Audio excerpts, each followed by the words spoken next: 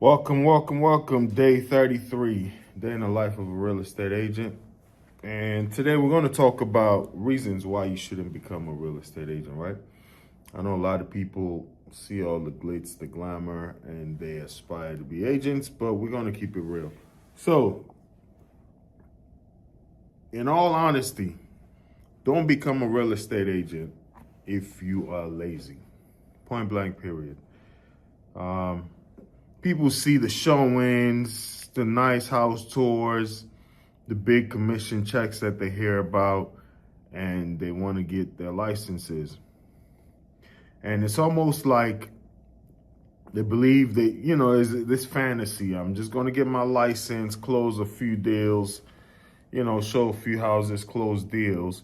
And almost like I'll quit my 9 to 5. It's like, just an easy way to get out of the daily grind. One thing I'll have to say is in life, you always have to work hard. It's, I don't know if you're spiritual, but for Christians, it's like the curse we inherited from Adam, right? You gotta work in order to eat. If a man doesn't work, he doesn't eat. So this notion of just getting free money in real estate as an agent is dead. It's not the reality. Never was. Every now and then you get like a really hot market, like during the pandemic when interest rates dropped to 2%. I was fortunate to purchase my house, I think, at a 2.88, which you're never going to hear about. Well, I wouldn't say never, but it's not the norm, right? So when you get that kind of low interest rate, you get the market really moving. And then agents just list houses or show houses and go under contract, and they think this is the norm. It's really not. It's just like every single career, every single job. If you're a professional, when you think about professional sports, you got to practice, work at your craft for years, and people get to see you in the pro levels now, playing in these massive arenas, and then they think this is all overnight, not seeing the grind. So if you're lazy, don't be an agent. You gotta grind, you gotta wake up, you gotta practice. If it's rehearsing scripts, presentations, just how to even write contracts. You got the admin side, which is mostly what the trainings from exams and all of that covers, is ethics and admin.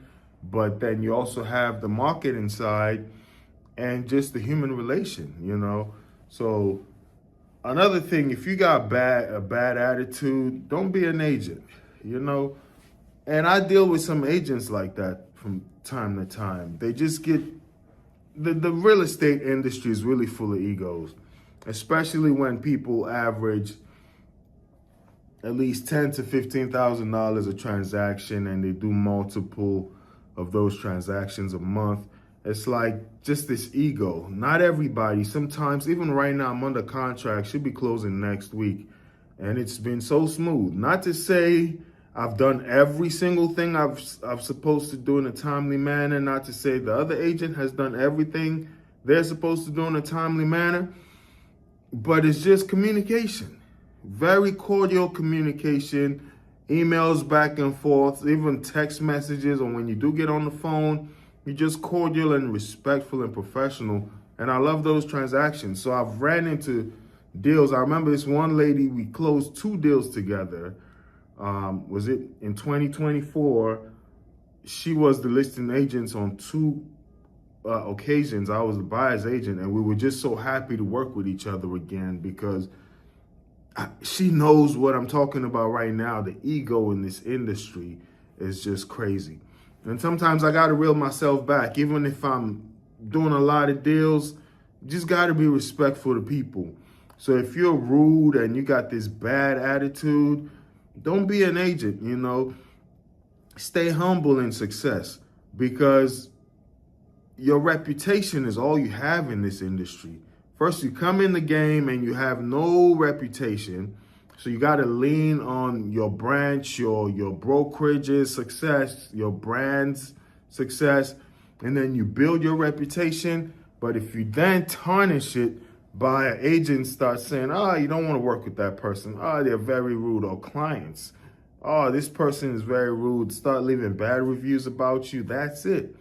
So if you have this funky, sometimes you go, this just happened to me yesterday. Speaking of it, I went to, I did a road trip and I rented I'm not going to say the company, but I rented a truck from Illinois, Southern Illinois, all the way to Maryland. Returned it. I stopped at the gas station right like 7 minutes drive to the drop-off location. I remember vividly because I did the Google search.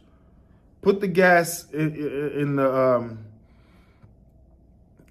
gas tank, just let it run. Didn't even say I need $40, $50, $60, $70. I just let it run till it filled up, printed out the receipt, drove to the location, and the lady was behind the desk, very nice and cordial. Hey, just drop the keys off. I'll get my guy to park it up. Should I sign anything? No, don't worry about signing. We'll email it to you. And I didn't take a picture of the gas gauge, which I should have done. But, when you are doing a daytime drop-off, you don't think about that because at least I was assuming somebody's there, they're going to take a picture of this. Or they're going to come out, inspect the vehicle, make sure there are no damages, check the gas, and then you sign off. So when she just took the keys, it was very quick. I'm like, wow, great service, in and out. Just to get an email receipt of $80 in gas charges. And she put it at half a tank, which is just fraudulent, So now it's just about principles.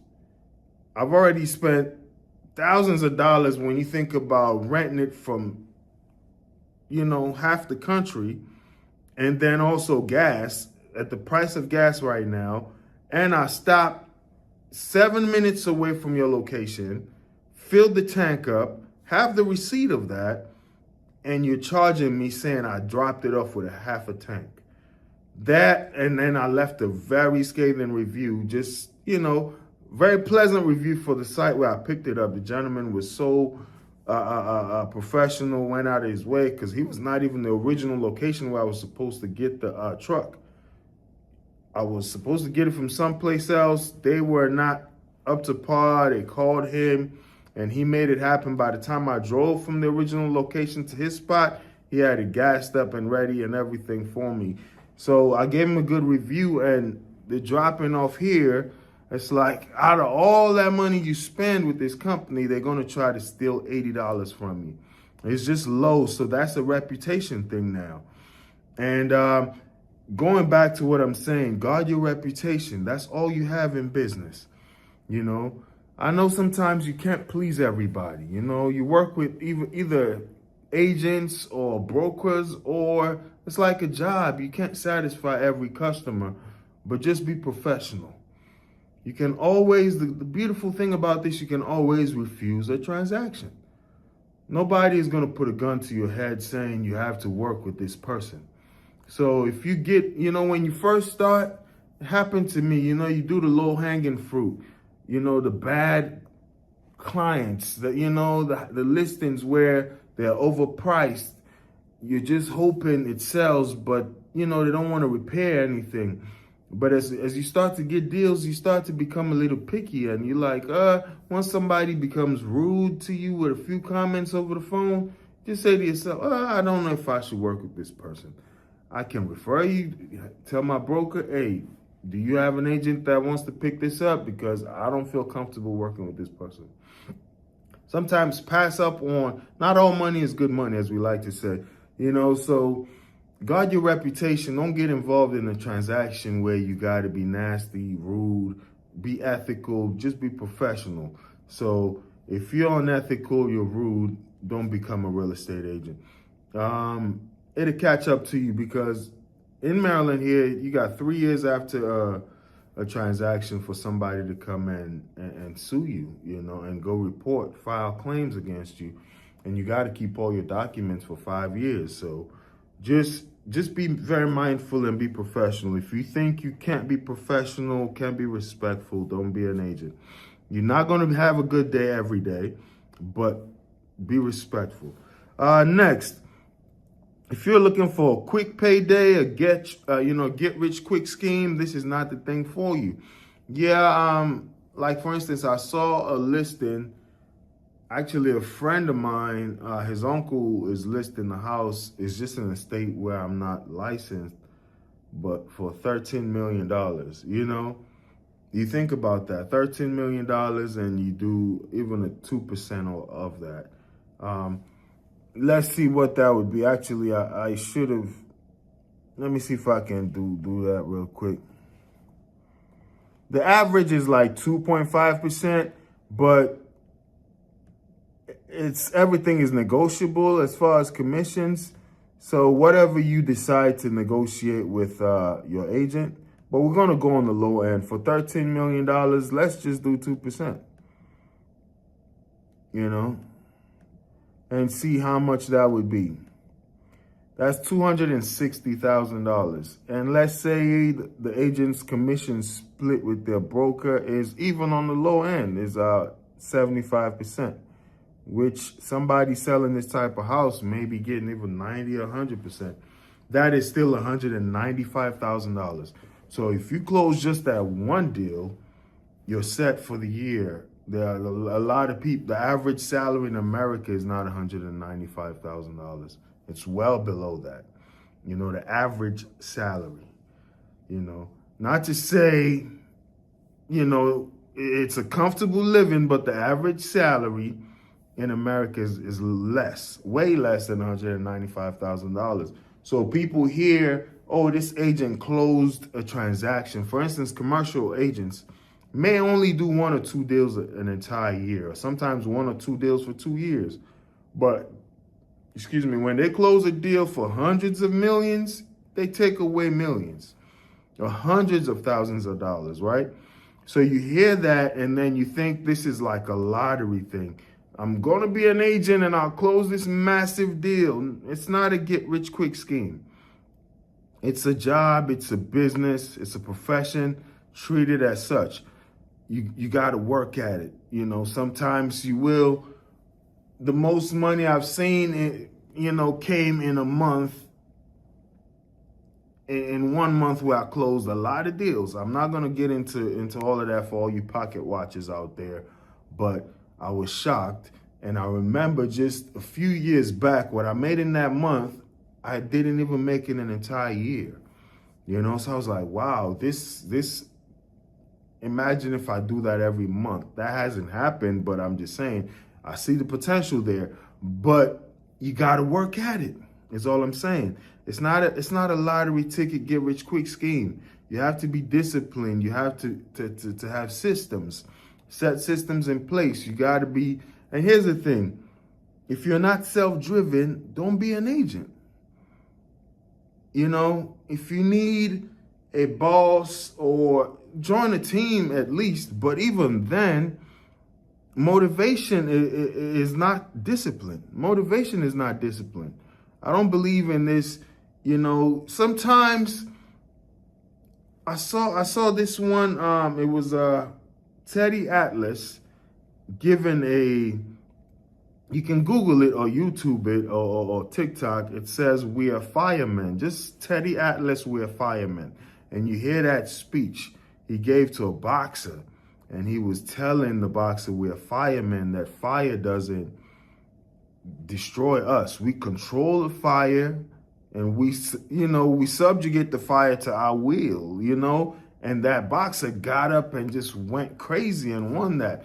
Listen, that is nice. Sometimes you need that pep talk. You might need that 5-hour energy, that Red Bull or Monster, Rockstar, whatever you drink to kind of pick you up. But the truth of the matter is, that is not self-discipline. Those come and go. It's like mood swings. You need to be disciplined to wake up and do it every single day, even on days you don't feel like it. It's like, think about, that's why doctors get paid so much. Think about a doctor waking up and saying, I don't feel like going to work today, but your life depends on them showing up for that surgery. You're a professional. You got to show up. You got to show up. When you put your mindset into being a professional, that surpasses this discipline thing or this motivational, go listen to these quick hits of motivation that just fade with time when you get into a bad conversation, a bad deal, and then the motivation is dead. You need self-discipline. You need to create a system that holds yourself accountable, right? So if you're not self-disciplined, don't become an agent. It's not a get-rich-quick scheme. You got to be self-disciplined. That is what in turn keeps you motivated. Your self-discipline drives productive, actions, and then the results. If the results don't motivate you, I don't know what else will, right? If you don't want a job, and you can't sell, don't become a real estate agent, because I know people fancy these things as, oh, I'm an agent, and they see this great business person. Yes, that is down the line when you scale. You can do so many things as an agent. You can even flip houses. You can open your own brokerage. You can become this massive business entity, right? But until you scale, you may have to do your video editing. You may have to do your paperwork. You may have to do your own prospecting. You may have to do your contracts.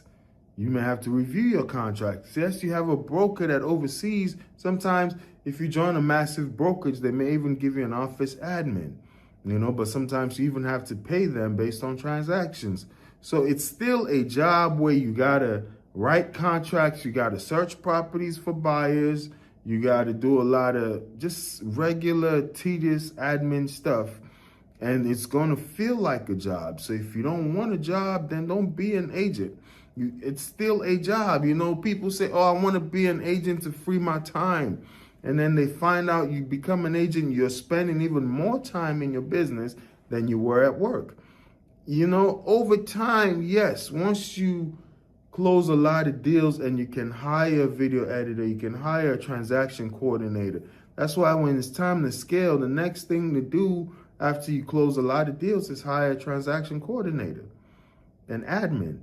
An admin can help you scale a lot because it frees up your time, right? But until then, you got to accept it. It is a job, all right? You got to grind at it. Well, we're going to wrap it up right there. Day 33, these are reasons as to why you shouldn't become an agent. Now, if you got any questions, comments about real estate, leave them down below. If you're trying to sell a house in the state of Maryland or Virginia, reach out to me. Thanks for watching, and you might as well subscribe. I really do appreciate it. It will really help the channel grow if you like and leave a comment. Your ultimate hub for real estate insights, breaking news, entrepreneurial wisdom, investing strategies, and self-development hacks. If you're ready to expand your mind and stay ahead of the game floor, you're in the right place.